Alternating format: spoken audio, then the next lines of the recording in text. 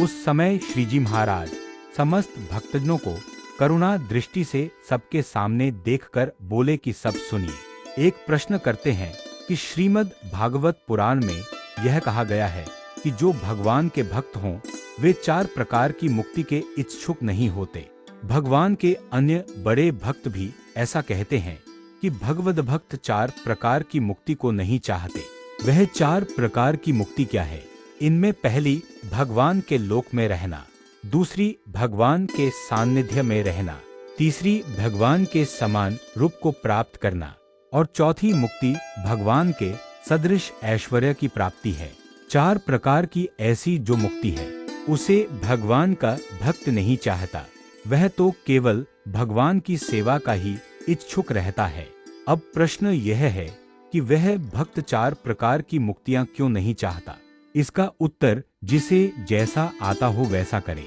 तब समस्त परमहंस उत्तर देने लगे, लेकिन यथेष्ट उत्तर न दे सके। तब श्रीजी महाराज बोले, इस प्रश्न का उत्तर हम देते हैं और वह यह है कि भगवान के भक्त होकर भी जो पुरुष यदि 4 प्रकार की मुक्ति की इच्छा रखें तो वह सकाम भक्त कहलाता है।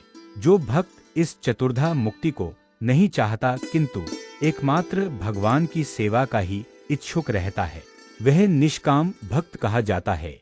इसका वर्णन श्रीमद् भागवत में किया गया है कि मत्सेव्या प्रतीतन च सालोक्यादि चतुष्टयम् नेच्छन्ति सेव्या पूर्णाः कुतो न्यत्काल विप्लुतम् सालोक्य सार्ष्टि सामीप्य सारूप्यकत्वं प्युत दीमानन न गृहन्ति विना मत्सेवनन जना।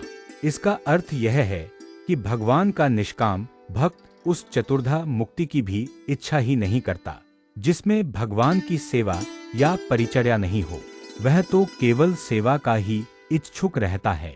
ऐसे निष्काम भक्त को भगवान अपनी सेवा में रखते हैं और भक्त की अनिच्छा होने पर भी भगवान बलपूर्वक उसे अपने ऐश्वर्य सुख प्राप्त कराते हैं।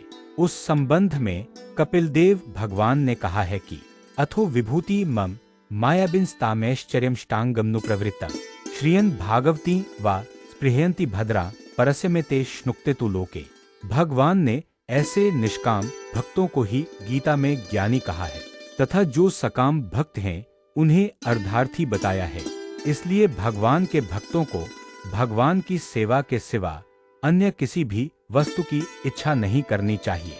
यदि ऐसी इच्छा रहे तो इसमें इतनी अपरिपक्वता कहलाती है। इसलिए भगवान के निष्काम एकांतिक भक्त का समागम करके इस तरह की अपरिपक्वता को समाप्त कर डालना चाहिए। इति वचनामृतम 43।